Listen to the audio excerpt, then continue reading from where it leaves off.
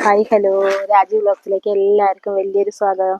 ഇന്ന് നമ്മൾ സംസാരിക്കാൻ പോകുന്നത് ജീവിതത്തിൽ എപ്പോഴെങ്കിലും അനുഭവിച്ചിട്ടുണ്ടാവും ഇങ്ങനെ ഒരു കാര്യം. ആ കാര്യത്തെ കുറിച്ചാണ് കേട്ടോ. അതെന്താണെന്നറിയോ? നമ്മളെ അപമാനിക്കുക. അപ്പോൾ നമ്മളെ അപമാനിക്കുന്നവരോട് എങ്ങനെ പെരുമാറണം, ഇനി ചില തന്ത്രങ്ങൾ നമുക്ക് ചാണക്യൻ പറഞ്ഞു തന്നിട്ടുണ്ട് കേട്ടോ. ആ തന്ത്രങ്ങൾ എന്തൊക്കെയാണെന്നൊന്ന് നമുക്ക് നോക്കാം. അപമാനിക്കുന്നവർക്ക് മുന്നിൽ തളർന്നു പോവാതിരിക്കാൻ ഈ 3 കാര്യങ്ങൾ നിങ്ങളെ എപ്പോഴും ഓർക്കുക. അതിൽ ഒന്നാമത്തെ കാര്യം എന്താന്ന് വെച്ചാല് മൗനമായിട്ടിരിക്കുക. നമ്മളെ ഒരാളെ അപമാനിക്കാനോ എന്തെങ്കിലും കുറ്റപ്പെടുത്താനോ ഒക്കെ വല്ലാതെ കളിയാക്കുകയൊക്കെ ചെയ്യണ സമയത്ത് നിങ്ങൾ എന്ത് ചെയ്യണം എന്നറിയോ? മിണ്ടാതിരിക്കുക, മൗനമായിട്ടിരിക്കുക. അവരുടെ മുഖത്ത് നോക്കിയിട്ട് ഒന്ന് പുഞ്ചിരിക്കുക. അപ്പൊ നിങ്ങളുടെ ഈ ഭാവവ്യത്യാസമൊന്നും ഇല്ലാത്ത മുഖഭാവം കാണുമ്പോഴേ അവരൊന്ന് ഭയപ്പെടും. കാരണം എന്താണെന്ന് അറിയാലോ നിങ്ങൾക്ക്.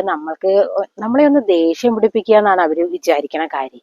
അപ്പൊ നമുക്ക് ഒരു ഭാവവ്യത്യാസം ഇല്ലെങ്കിൽ അവർക്ക് കൊടുക്കണ ഏറ്റവും വലിയ മറുപടി ഇത് തന്നെയാണ് മക്കളെ.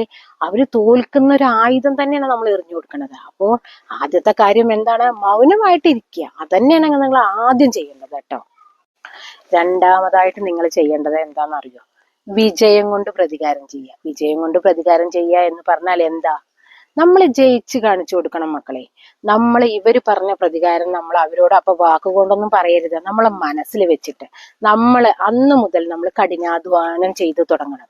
കാരണം നമ്മളുടെ ഓരോ ചുവടും വിജയത്തിലേക്കുള്ള പടികെട്ടുകളാവണം. എന്നിട്ട് നമ്മൾ വിജയിച്ചിട്ട് അവരുടെ മുന്നിൽ തല ഉയർത്തി പിടിച്ച് നടക്കണം നിങ്ങളെ. അപ്പോഴാണ് അവര് അപമാനിക്കപ്പെടുന്നത്. അപ്പൊ നമ്മളോട് ഈ പറഞ്ഞ ആൾക്കാർ നമ്മൾ വിജയിച്ച് കാണുമ്പോൾ തീർച്ചയായിട്ടും അവർ അപമാനിക്കപ്പെടുമല്ലേ? നിങ്ങൾ പറ. അവരെ അപമാനിക്കപ്പെടുകയാണ് ചെയ്യണത്. അന്ന് നമ്മളെ കളിയാക്കവരുടെ മുന്നിലാണ് നമ്മൾ വിജയശ്രീ ലാളിതയായിട്ട് അല്ലെങ്കിൽ ലാളിതനായിട്ട് നിൽക്കുന്നത്. അപ്പൊ നമ്മൾ വേണ്ടത് എന്താ? രണ്ടാമത്തെ കാര്യം വിജയിച്ചു കൊണ്ട് അവർക്ക് നമ്മളെ പ്രതികാരം. അങ്ങനെയാണ് അവർക്കുള്ള മറുപടി. ആദ്യത്തെ മൗനം കൊണ്ട്, രണ്ടാമത് നമ്മൾ ജയിച്ചുകൊണ്ട്. മനസ്സിലായില്ലേ? ഇനി മൂന്നാമത്തത് എന്താന്ന് നമുക്ക് നോക്കാം. മൂന്നാമത്തെ കാര്യം എന്ന് പറഞ്ഞാൽ മക്കളെ എന്താണെന്നറിയോ? ആത്മവിശ്വാസം. നമ്മൾ തന്നെയാണ് മക്കളെ ആദ്യം വിശ്വസിക്കേണ്ടത്. ആര് കളിയാക്കിയാൽ നമുക്ക് എന്ത് പോയിരുന്നു? നമ്മളുടെ വിശ്വാസം ഉണ്ടെങ്കിൽ ആർക്കും നമ്മളെ ഒന്നും ചെയ്യാൻ പറ്റില്ല മക്കളെ. ആരെന്ത് വേണമെങ്കിലും പറഞ്ഞോട്ടെ. നമ്മളിൽ വിശ്വസിച്ച് മുന്നോട്ട് പോവുക. എന്നിട്ട് നമ്മൾക്ക് വിജയത്തിലേക്കുള്ള കാര്യങ്ങൾ മാത്രം ചെയ്തുകൊണ്ടിരിക്കുക. നമ്മൾ ചെവി കേൾക്കാത്ത ഒരു തവളയെ പോലെ ആയിരിക്കണം മനുഷ്യൻ എന്നാ പറയണത്. കാരണം കുറെ ആൾക്കാർ പറയൂട്ടോ, അവൻ ആ വിഡ്ഢിത്തരം കാട്ടണോ അല്ലെങ്കിൽ അവൾ ആ വിഡ്ഢിത്തരം കാട്ടണോ, ചെയ്തു പോകരുതേ. അങ്ങനെ പല കാര്യങ്ങൾ നമ്മൾ തുടങ്ങി വെക്കുമ്പോൾ ആൾക്കാർ പറയൂട്ടോ. അപ്പൊ നമുക്ക് വിജയിക്കാൻ കഴിയില്ല മക്കളെ. അപ്പൊ നിങ്ങളൊരു ചെവി കേൾക്കാത്ത തവളയെ പോലെ വേണട്ടോ. നമ്മൾ എന്ത് കാര്യം തീരുമാനിച്ചാലും നമ്മളാണ് തീരുമാനിക്കുക. വിജയം കണ്ടെത്തേണ്ട ആള് നമ്മളാണ്. പക്ഷെ നമ്മളെ പരിഹസിക്കാൻ പല ആളുകളും ഉണ്ടാവും കേട്ടോ. പക്ഷെ നമ്മൾ വിജയിച്ച് കാണിച്ചു കൊടുക്കുക വേണ്ടത്. അതിനെന്താ നമുക്ക് ആദ്യം തന്നെ വേണ്ടത്? ആത്മവിശ്വാസം. ആത്മവിശ്വാസം ഉള്ള ഒരാളെ ഒരാൾക്കും ഒരു കാലത്തും ഒന്നിനും തോൽപ്പിക്കാൻ കഴിയില്ല മക്കളെ. ആര് വേണമെങ്കിലും കളിയാക്കിക്കോട്ടെ, അത് അവർക്കേ പോവുള്ളൂ, നമുക്കൊന്നും പോവില്ല. നമ്മളെ അത് തൊട്ടിട്ടില്ല. നമ്മളൊരു ഭാവവ്യത്യാസം കാണിക്കരുത് കേട്ടോ അങ്ങനത്തെ ആളുടെ മുന്നിൽ. അപ്പൊ നമ്മൾ വിജയശ്രീ ലാളിതയായിട്ട് തന്നെയാണ് എപ്പോഴും കാണിച്ചു കൊടുക്കേണ്ടത്. അപ്പൊ നമ്മളുടെ വിശ്വാസം നമ്മൾ ഒരിക്കലും കൈവിടരുത്. ആരെങ്കിലും ഒന്ന് പരിഹസിക്കുകയെ ഒന്ന് കൂക്കി കളിയാക്കിയൊക്കെ നമ്മളുടെ ജീവിതത്തിൽ ഒരുപാട് പേര് നേരിട്ടിട്ടുണ്ടാവും അല്ലേ. അപ്പൊ നമ്മൾ തളർന്നു പോകലാണ് പതിവല്ലേ മക്കളെ. ഇന്ന് മുതൽ അമ്മ പറയുന്നു, നിങ്ങൾ തളരരുത്. ചാണക്യനീതി ഇത് തന്നെയാണ് പറയണത്. ഒരിക്കലും ഒരു മനുഷ്യനും തളരരുത് എന്നാ പറയണത്. കാരണം തളർത്താൻ ഒരുപാട് ഉണ്ടാവും കേട്ടോ ആളുകളെ. നമ്മളെ ജയിക്കാൻ ആരും ഉണ്ടാവില്ല, നമ്മൾ മാത്രം. നമ്മളെ പ്രയത്നം കൊണ്ടാ മക്കളെ നമ്മൾ ജീവിതത്തിൽ വിജയിച്ചിട്ടുള്ളൂ അല്ലേ. വേറൊരാൾ പറഞ്ഞിട്ട് നമ്മൾ ജയിച്ച ചരിത്രമല്ലേ. പക്ഷെ നമ്മളെ കളിയാക്കി തോൽപ്പിക്കാൻ ഒരുപാട് പേരെ നിങ്ങൾ കണ്ടിട്ടുണ്ടാവും അല്ലേ. ജോലി സ്ഥലത്താണെങ്കിലും നമ്മൾ എന്തൊരു കാര്യം ചെയ്യുമ്പോഴും നമ്മളെ കളിയാക്കുക, കൂക്കി കളിയാക്കുക. കുട്ടികളെ മുതൽ കൊണ്ട് വലിയവരെ വരെ എപ്പോഴും നടന്നു പോണ ഒരു കാര്യം തന്നെയാണ്.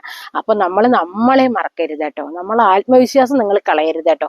ധൈര്യത്തോടു കൂടി മുന്നോട്ട് പോകണം മക്കളെ. ആരെങ്കിലും കളിയാക്കിക്കോട്ടെ, അതിനെന്താ നമുക്ക്. മൂന്നാമതായി ചെയ്യേണ്ട കാര്യം എന്താ?